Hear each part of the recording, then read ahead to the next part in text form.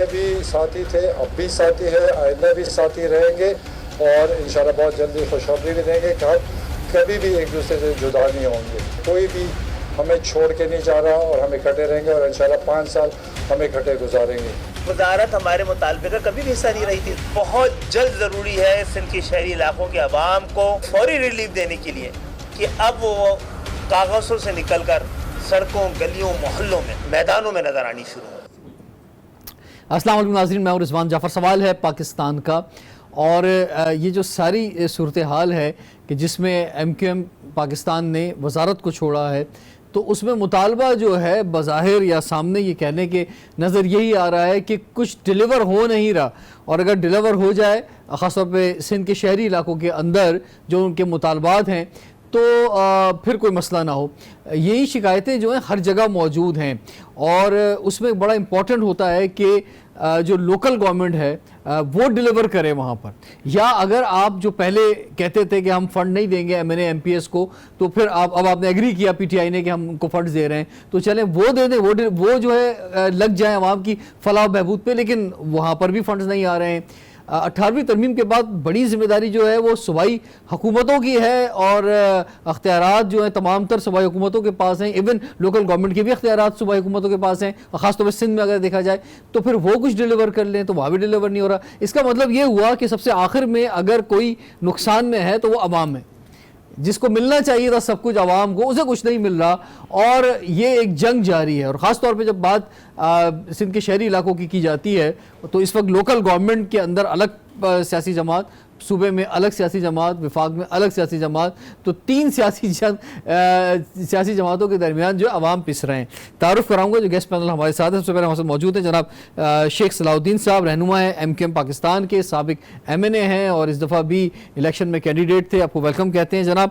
आपके साथ मौजूद हैं जनाब सैयद कुमैल हैदर शाह साहब, आप रहनुमा हैं पाकिस्तान पीपल्स पार्टी के और ख़ास तौर पर लोकल गवर्नमेंट के हवाले से जो है वो अपनी एक्सपर्टीज़ रखते हैं। तो कुमैल, आप ये फरमाएं, ये जो सब कुछ हो रहा है ना, ये जो अभी आपने देखा कि जनाब ये PTI के वफ़द जा रहा है, MQM को मना रहा है, MQM जो है वो मुतालबात कर रही है, ये इसलिए हो रहा है क्योंकि पीपल्स पार्टी ने डिलीवर नहीं किया लोकल गवर्नमेंट में।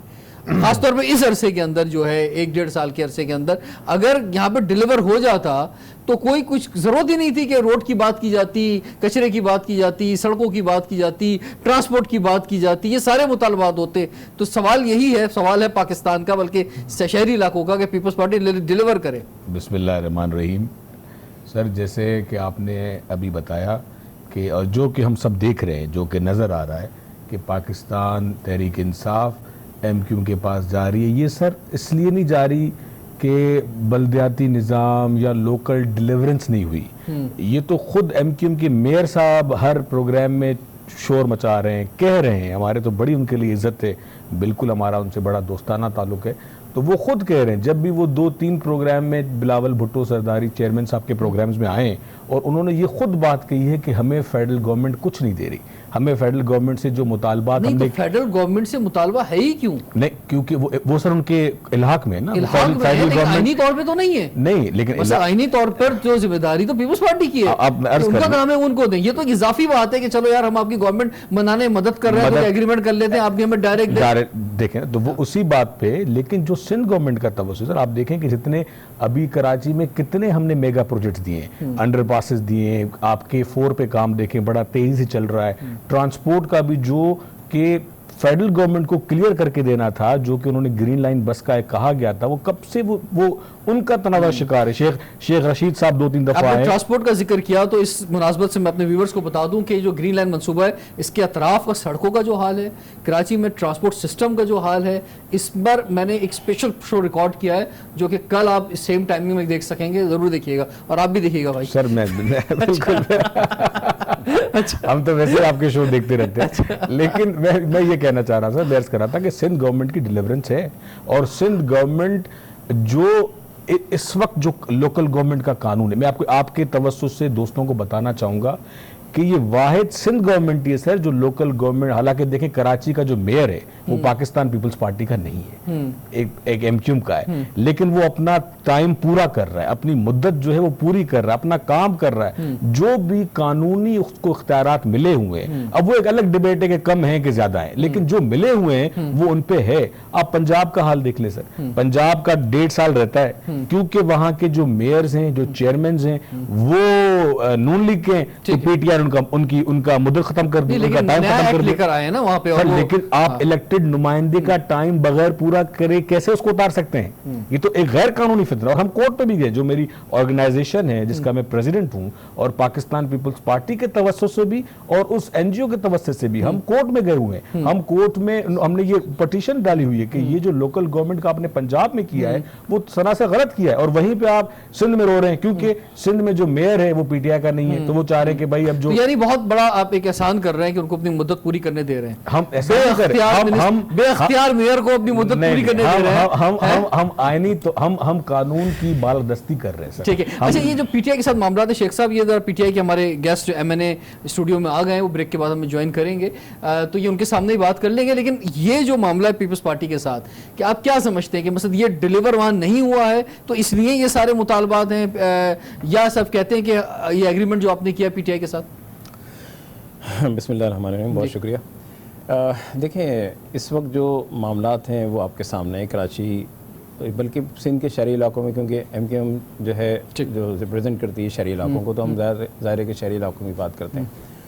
अच्छा, अब ये पीपल्स पार्टी को भी पता है कि 18 अमेंडमेंट हुई, 18वीं अमेंडमेंट के बाद ये तमाम तर इख्तियारात होते हैं सूबे के पास, और सूबे को डिवॉल्व करना होता है निचली सतह पर लोकल गवर्नमेंट को। पूरी दुनिया के अंदर एक आप अगर देखें कोई भी ये तो एक बुनियादी बात होगी, बुनियादी सवारी तौर पे तो कोई इसे डिसएग्री कर ही नहीं सकता। जब तक कि आप लोकल गवर्नमेंट का स्ट्रेंथन नहीं करेंगे, उनको एम्पावर नहीं करेंगे, कुछ भी नहीं हो सकता। अब इनका जो मसला है वो पीपल्स पार्टी का वो ये है कि इन्होंने तकरीबन तमाम जितने भी शोबे थे या डिपार्टमेंट थे, चाहे वो जो केबीसीए था, एसबीसीए हो गया, एसबीसीए हो गया, कराची वाटर डिपार्टमेंट हो गया, सॉलिड वेस्ट मैनेजमेंट हो गया, वाटर बोर्ड हो गया, ये मेन वो काम है जहाँ से सारे काम होने हैं। सर, मेरे इस शो के अंदर और इनके वालिद मोहतरम जो वजीर बल्दियात भी हैं, उन्होंने फरमाया कि अभी पिछले हफ्ते की बात है कि क्योंकि एमक्यूएम के जब मुस्तफा कमाल साहब आपके मेयर थे वो आए, तो उससे पहले जो है सारे इदारे प्लस में थे, प्रॉफिट के अंदर थे, और जब ये 4 साल एमक्यूएम ने डिलीवर किया तो वो जो नुकसान में आ गए, सियासी भर्तियां हुई, चाइना कटिंग हुई। तो आपने इतना कुछ किया लोकल गवर्नमेंट के साथ कि उसके बाद जो है उन्होंने कहा यार ये अपने पास ही अख्तियार रख लो, ज़्यादा बेहतर है। जल्दी में बना था एक अलग बात है, लेकिन ये जो पुरानी आपकी परफॉर्मेंस थी एमक्यूएम की, उसी बुनियाद पर उन्होंने जो है वो जो मिलने वाले अख्तियार थे वो भी अपने पास रख लिए। ये ऑन रिकॉर्ड बात है, मतलब ऐसी कोई बात नहीं है। वो बातें तो बहुत सी है ना, फिर इसके जवाब भी हैं। अगर कोई इल्ज़ामात लगाता है तो इल्ज़ामात को साबित भी करे, ठीक है, नंबर 1। नंबर 2 ये कि देखें, आपको पता है कि जिस ज़माने में जो सिस्टम था लोकल गवर्नमेंट का, जो कि जिसमें ये जो मेयर थे वो एमक्यूएम के थे, और उन्होंने भरपूर तरीके से जो पूरी टीम ने काम किया, उसमें सबसे जो काम हुआ है, जो उसमें भी जो मदद हुई है, वो उस वक्त के जो प्रेसिडेंट थे साबिक सदर परवेज़ मुशर्रफ साहब, उनकी वजह से ये कराची के अंदर इतनी जो है, तो आपने यही वही बात ज़हन में थी, इसी वजह से आपने वफाक से अब चाह रहे हैं कि सब कुछ वफाक से मिले आपको। ये तो खैर ये तो हमारा इनके साथ एग्रीमेंट्स हुए हैं। उस एग्रीमेंट में कुछ नुक्ते हैं जिसमें हमने उनसे ये रिक्वेस्ट की थी कि आप डायरेक्टली जो है कुछ जिसमें 160 अरब 162 अरब रुपए की जो है वो डेवलपमेंट के काम थे जो उन्होंने कराची और हैदराबाद में करने थे। यूनिवर्सिटी का कायम भी था। ये तो पूरे मतलब ये कि मीडिया भी इस चीज़ को बताता है कि ये हमने कुछ जो नुकात रखे हैं वो ये रखे। तो आज की मीटिंग के बाद कुछ आप समझते हैं, पुर उम्मीद हैं, क्योंकि परवेज़ खटक साहब तो फरमा रहे हैं कि जनाब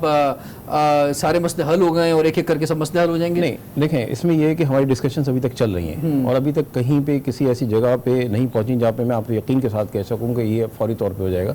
अभी 1 हफ्ते का टाइम जो उन्होंने दिया है वो इस्लामाबाद का दिया है कि इस्लामाबाद में हम ये दोबारा से जो आज की जो मीटिंग की जो नुकात थे वो वहाँ रखेंगे। इसके बाद एक ब्रेक की तरफ बढ़ते हैं। नाज़रीन, एमक्यूएम ने क्या ये जो मुतालबात रखे हैं सामने, ये अपने पॉलिटिकल सर्वाइवल के लिए रखे हैं या इनके मुखालफिन जो इनके बारे में बात कह रहे हैं, बहुत सी बातें आ रही हैं सामने, वो भी सवाल करेंगे। और हमें पीटीआई की MNA भी ज्वाइन करेंगे तो उनसे भी उस लिहाज से सवालात होंगे, क्योंकि सवाल है पाकिस्तान का।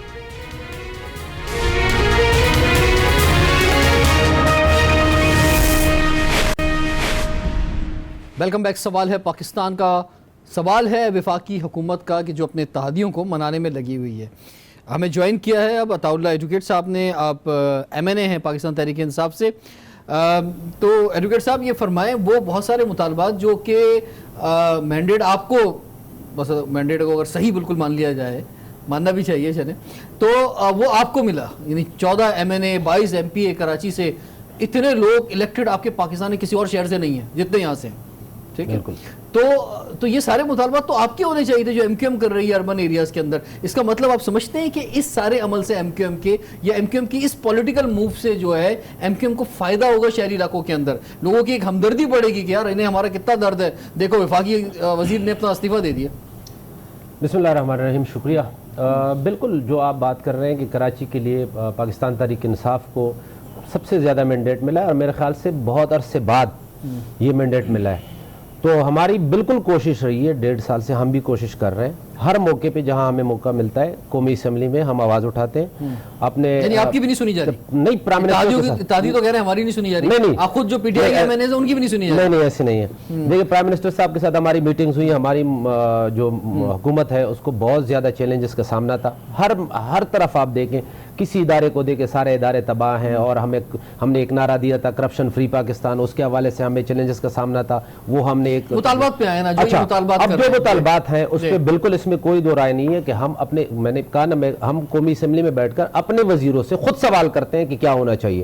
अब कराची के हवाले से देखिए, जिसने आपको वोट दिया है, उनके MNA भी आपका है, MPA भी वहां पर जिस जहाँ का है, वो माना ही लोकल गवर्नमेंट का काम है, लेकिन हमारा जो एक मिजाज भी है और जो बिल्कुल मैं उसी तरफ आवाम की कि वो तो बोलेगा ना यार मैंने तो PTI को वोट दिया था, ये मेरा क्या हाल है सड़क का, पानी का, बिजली का, सारी चीजों का। मैं उसी तरफ आ रहा हूँ। देखिए, अगर हम देखते हैं ना, हम अमन की बात करते हैं तो 18वीं तरमीम, हम पानी की बात करते हैं तो 18वीं तरमीम, लेकिन कराची का वोटर समझता है कि हमने PTI को वोट इसलिए दिया कि चेंज होना चाहिए, और इस पे हमें कोई दो राय नहीं, हम बिल्कुल इस पे मुतहद हैं। और हमने प्राइम मिनिस्टर से डिमांड किया, हमने जो ग्रीन लाइन मंसूबा था उसमें अगर ताखीर हो रही थी उस पर भी बोला, हमारी गवर्नमेंट, हाँ, अब हमें यकीन दिलाया है बिल्कुल प्राइम मिनिस्टर ने भी, और हमारे जो जहांगीर तरीन साहब आए थे, परवेज खटक साहब आए थे, कि बिल्कुल कराची में काम होगा, हमारे आज भी और इससे पहले भी, बिल्कुल इससे पहले भी हमारे तरक्याती फंड जो है वो जारी हो गए, जो हमारे 2018-2019 के भी और 19-20 के भी जो पिछले साल के थे वो जो लैप्स हो गए थे, वो जारी हो गए। अच्छा, बिल्कुल आ गए आपके पास? आ गए, बिल्कुल हमारे पास। मैं इसलिए कह रहा हूँ आ गए क्योंकि मैंने बहुत प्रोग्राम किए हैं आपके MNAs के साथ, खास तौर पे कि जिन्होंने अपने अपने इलाकों के अंदर दावे किए हुए थे कि हमारे पास जब आ जाएंगे ये फंड्स तो हम ये करेंगे, हम ये करेंगे। अब वक्त आ गया कि उनसे पूछे कि कुछ करना है नहीं? बिल्कुल जी, अभी उसके टेंडर हो चुके हैं और अनकरीब इंशाल्लाह उस पर काम स्टार्ट होगा। मैं सिर्फ एक बात कहूँ, कराची के 2-3 बड़े इश्यूज हैं, हमने प्राइम मिनिस्टर से यही बात की कि कोई इसमें शक नहीं है कि सिंध गवर्नमेंट का इसमें रोल होना चाहिए था, कराची के पानी में भी, कराची के जो ट्रांसपोर्ट का सिस्टम है, ये 2 बड़े इश्यूज हैं, बहुत बड़े। उसके लिए K4 मंसूबा जो है उस पर हमारी कोशिश है कि किसी तरह, देखिए हमने उस पर यह कहा कि असद उमर साहब ने बात की सिंध गवर्नमेंट से कि 50-50 हम करने के लिए तैयार हैं, आप 50% आप खर्च करें, 50% हम खर्च कर देते हैं। लेकिन हमने ये भी कहा कि अगर इसमें कोई ज्यादा हमें शेयर देना पड़ता है वो भी हम तैयार हैं, लेकिन कराची के पानी का मसला हल होना चाहिए। दूसरे नंबर पे कराची के ट्रांसपोर्ट का मसला। देखिए, मैं समझता हूं कि सिंध गवर्नमेंट का इसमें बड़ा रोल है और उसको हमारा साथ देना चाहिए। अगर कहीं पे हमारी परेशानी का सामना, फेडरल ये सारी चीजें अकेले नहीं कर सकता, इसलिए इसमें बहुत आईनी और कानूनी पेचीदगियां होती है और वो नहीं हो सकती।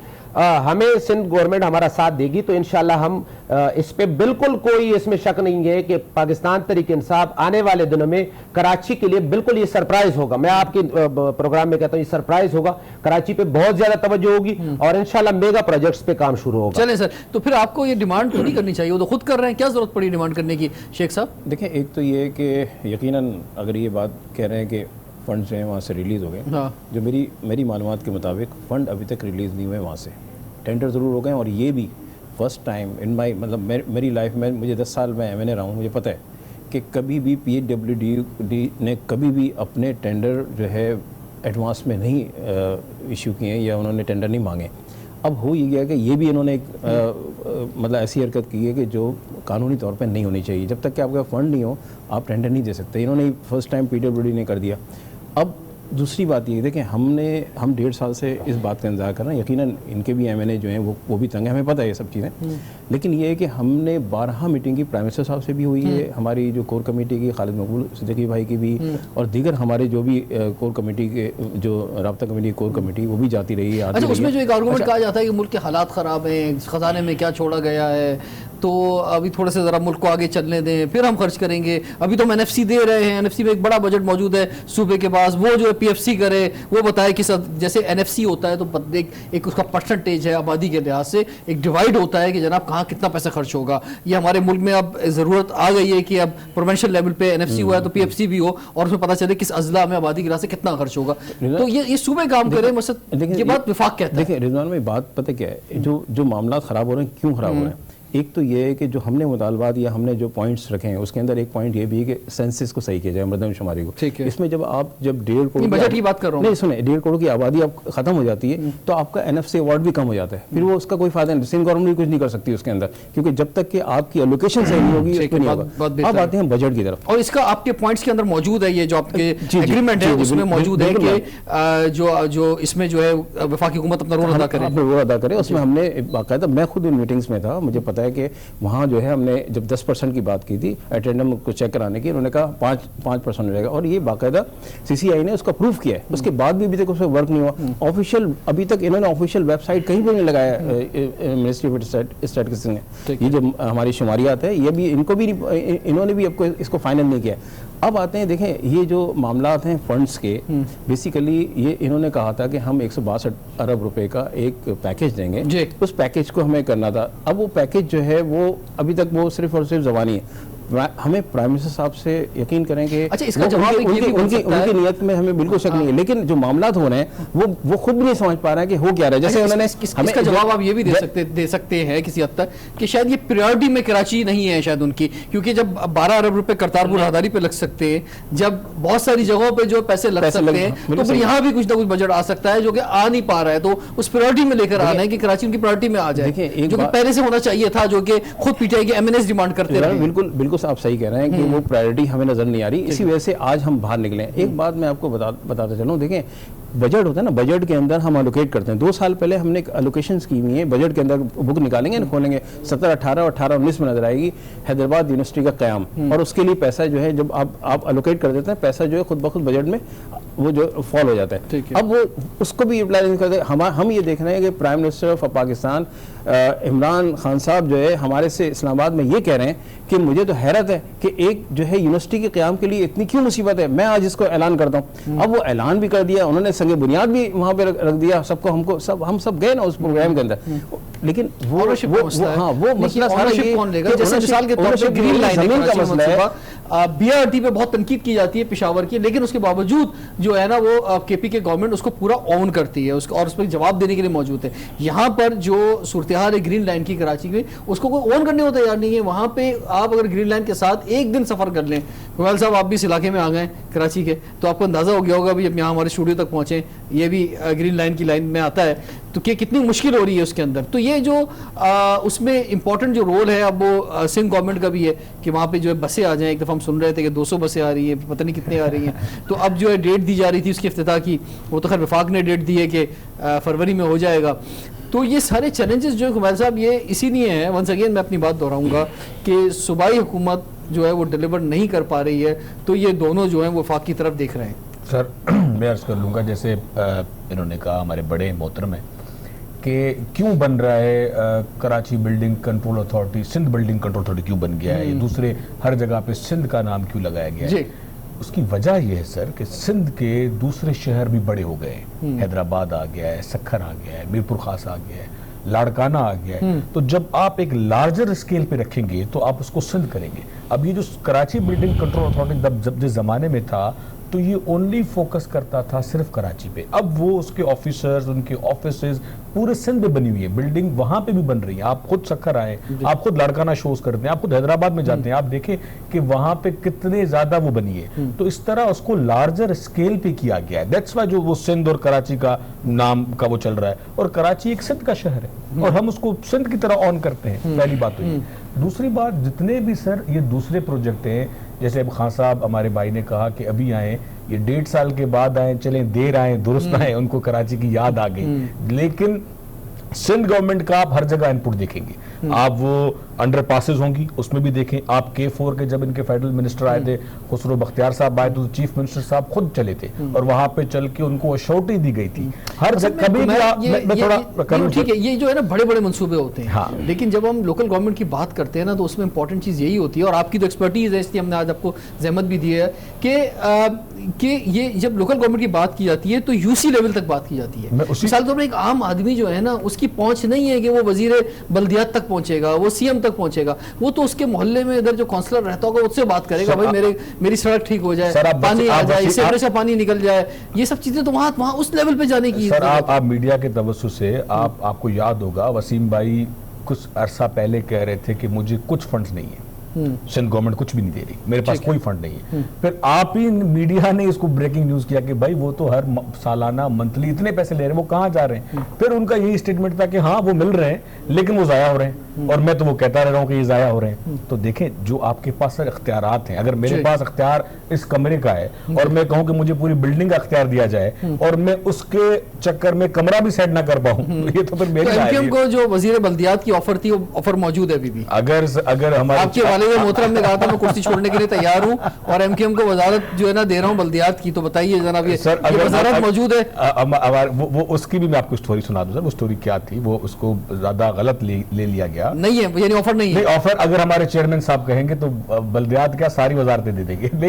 लेकिन मैं आपको रिक्वेस्ट कर दूं वो क्या था। वो ये था कि सर वसीम अख्तर साहब ने उस फंक्शन में आए थे, ये अंडरपास का शहीद मिलत उसका, उन्होंने उस पर ये शिकवा किया कि हमें फेडरल गवर्नमेंट कुछ नहीं दे रही। तो चेयरमैन साहब ने कहा कि भाई आप जब आप उनके साथ भी हैं, आप उनके सपोर्ट में भी, उनके इत्तेहादी भी हैं, और फिर भी आप ये कर रहे हैं सिर्फ 2 वजारतों के लिए, तो अगर वो आप हम आपको दे देते हैं और आप हमारे साथ आगे ऑफर मौजूद है, ऑफर मौजूद है सर। अगर ठीक है, तो अब ये कि एमक्यूएम जो है वो उसने साफ मना कर दिया है कि जो मतलब उनके अल्फाज में बकौल उनके जो क्या माशी दहशतगर्दी लफ्ज़ ये इस्तेमाल हुआ, माशी दहशतगर्दी की है पाकिस्तान पीपल्स पार्टी ने सिंध के शहरी इलाकों में पिछले 11 साढ़े 11 सालों में। उसके बाद तो हम किसी सूरत में शामिल नहीं हो सकते पाकिस्तान पीपल्स पार्टी के साथ, लेकिन हम जो है पीटीआई के साथ जुड़े रहेंगे और डायलॉग जो है उनसे सिलसिला जारी रहेगा।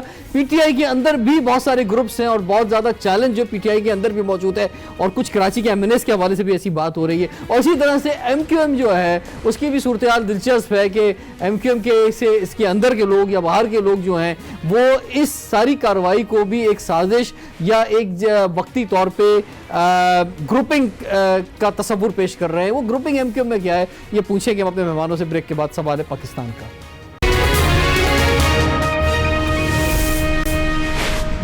Welcome back. सवाल है पाकिस्तान का। पीटीआई की गवर्नमेंट कुछ मुश्किल में महसूस हो रही है अताउल्लाह एडवोकेट साहब? मुश्किल में है या नहीं है इस वक्त? बेनताज चैलेंज है कि ख़त्म होने का नाम ही नहीं ले रहे हैं, और दूसरा चैलेंज आपने खुद पैदा कर दिया है। अच्छा, इसमें कोई दो राय नहीं है कि पीटीआई की गवर्नमेंट क्या आपने खुद चैलेंज पैदा कर दिया है, इसमें कोई दो राय नहीं है। नहीं, वो तो चैलेंज ज़ाहिर है, हमें कुछ ना कुछ तो करना है। अपने ही विफाकी वजीरों को कुछ कह रहे हैं कभी आप?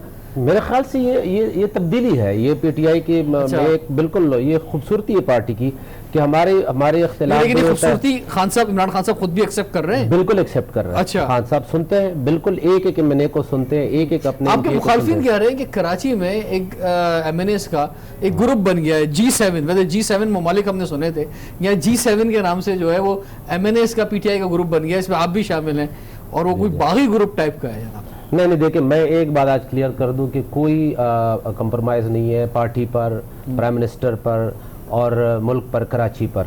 इसके अलावा ये है कि हम एक कोशिश जरूर करते हैं, हम साथ उठते बैठते हैं, एक हमारी गैदरिंग है उसमें हम और हमारे एमएनएज हैं, ऐसी बात नहीं है, वो भी साथ होते हैं, कराची के एमएनएज हैं। मैं सिर्फ एक पॉइंट बागी ग्रुप नहीं है। नहीं, सवाल ही पैदा नहीं होता। अच्छा, बिल्कुल हम देखिए, हम पैदाइशी पीटीआई हैं। पीटीआई में आप अपनी जाती बात कर सकते हैं, इमरान खान बाकी लोगों की बात करें। इमरान खान साहब की वजह से आए हैं। आप अपनी जाती बात कर सकते हैं, बाकी लोगों की नहीं, बात बिल्कुल करें। मैं जो लोग हाँ। मेरे साथ उठते बैठते हैं इस पे हमारा बिल्कुल, मैं आपको गारंटी के साथ कह सकता हूं कि सारे इस पे बिल्कुल, इसमें कुछ नए लोग भी हैं, उसमें कुछ नए लोग भी हैं। नए लोग हैं, बिल्कुल है, लेकिन वो हमारे चेयरमैन साहब पे कोई ऐसी बात नहीं है कि वो साथ खड़े हैं। मैं सिर्फ एक बात करना चाहता हूं कि देखिए, ये एक सवालिया निशान है कि कराची के लोग, सिंध के लोग फेडरल की तरफ देखते हैं। आप जरा थोड़ा सा देख ले कि लाहौर है, क्या वो इसी तरह फेडरल की तरफ देखता है? पेशावर है, क्या वो उसी तरह फेडरल इंटरफेयर करता है? क्यों कराची में? क्यों? इसलिए कि कराची में मसाइल हल नहीं हो रहे। पीटीआई को मैंडेट इसलिए मिला कि सेंट गवर्नमेंट जो है वो, मेरा ख्याल है कि अपनी जिम्मेदारी पूरी नहीं कर रहा है। इसका ये है कि पंजाब में अमूमन जो गवर्नमेंट होती है प्रोविंशियल, वही फेडरल के अंदर होती है, तो इसलिए वहां पे इतने मसाइल पैदा नहीं होते। सिंध में सूबे की अलग है, लोकल गवर्नमेंट में अलग पार्टी है, विफाक में अलग पार्टी है, तो ये पार्टियां आपस में उलझी रहती है, आवाम को कुछ नहीं मिलता। ठीक है, देखिए मैं समझता हूँ कि देखिए पानी का जो इशू है वो सूबाई इशू है। ठीक है, इस तरह हमारे सीवरेज सिस्टम देके, हमारे कचरे का निजाम देके, इस वक्त आप सड़कों पे मनाने में पीटीआई कामयाब हो जाएगी, बिल्कुल कामयाब हो जाएगी। अच्छा, हमारे साथ चल रहे हैं और उन्होंने ऐलान किया है कि हम जारी रखे हुए। अब मुझे फरमाएं, पहले तो ये बताएं कि आप 9-0 से हार कैसे गए? आज आप बड़े अरसे शो के अंदर आए हैं, वहाँ एमकेएम का इलाका जो था बुरा अजीदाबाद का, वहां से आपकी तो बड़ी सुना था, बड़ी पक्की सीट थी कि वहां से आप नहीं हार सकते थे, लियारी से पीपल्स पार्टी नहीं हार सकती थी, ये दोनों जगह से पीटीआई ने शिकस्त दी है। देखें, एक तो ये कि मैं खुद हैरान हूँ इस बात के ऊपर। अच्छा, नहीं तो यहाँ सर आप हार के हराने, बहुत से लोग तो जीत के हरा रहे। मतलब 2013 के इलेक्शन में पीटीआई ने कितने वोट लिए थे वो भी देख लें जी, इसी 9-0। अच्छा, इसमें नहीं, इसमें ये है कि मैं आपको बताऊं, जो लास्ट इलेक्शन हुआ था वो था हमारा बाई इलेक्शन, जिसमें आपके गवर्नर साहब ने इमरान इस्माइल साहब खड़े हुए थे, हमारी तरफ से जो है कंवर नवीद भाई जो हमारे ज़िमनी इलेक्शन था, वो ज़िमनी इलेक्शन था। और वो ज़िमनी इलेक्शन ऐसा इलेक्शन था, अंदर बाहर फौज थी, उसके बाद भी बाई इलेक्शन में 1 लाख वोटों से हराया था हमने। तो अब आप बता दें कि जो हल्का इस तरह का हो, तो उसमें कैसे मुमकिन हो सकता है कि कोई ऐसे सीट ले जाए और ऐसा आदमी सीट ले जाए जो कि क्रिमिनल है। मजे की बात यह कि वो शख्स ने, उसने कभी भी, और उसी पार्टी के साथ जो आपके कंपटीटर है, उसी के साथ आपने वफाक में ताज बना लिया। ये बड़ी जबरदस्त नज़र है। अच्छा, मैंने पहले आप पीपल्स पार्टी के साथ या पीएमएलएन के साथ बनाते थे, वो कम से कम आपके हल्कों में कंपटीटर नहीं थे। ये आपके जो जिनसे असल हल्के में कंपटीटर है, और बल्दियात में भी आगे यही होना है, तो वो आपके तहदी भी है। देखिए, बात ये कि इत्तेहादी कोalition वो अलग मैटर है, लेकिन एक बात ये थी कि देखें, जो हल्के की एक बात शॉर्ट सी, देखिए हल्के का जो मसला था, वो हल्के का कोई भी ऐसा मसला नहीं है। हमें पता है कि वहाँ क्या हुआ, कोई वोट जो है, डॉक्टर फारूक सत्तार साहब पूरा दिन है, मुस्तफा कमाल साहब ये कह रहे हैं कि पार्टी में ग्रुप बन गए आपके, और हकीकी की बात की जा रही है कि जनाब उसके जो लोग थे उन्हें आगे लाया जा रहा है, खालिद मकबूल सिद्दीकी साहब को सामने से हटा दिया गया है, और दूसरे लोगों को वजीर बनाने की कोशिश है। ये पार्टी का कोई मसला है अंदर से जो हो रहा है? देखिए, ऐसा कुछ भी नहीं है। उसकी वजह यह कि एमकेएम पाकिस्तान एक पार्टी है, ठीक है ना। इसके अलावा जितने भी लोग हैं वो एमकेएम नहीं है। अगर और पार्टी को देखेंगे, आप देखेंगे कि वो अगर रजिस्टर्ड एक वोट है तो वो रजिस्टर्ड जो पार्टी है वो है एमकेएम पाकिस्तान, वो बहादुरबाद से जो है वो लेकिन वही सवाल उठा रहे हैं ना, तो यहाँ से निकलें जी। अच्छा, अब ये भी एक हमारे जो है सीनियर मेंबर आ चुके हैं।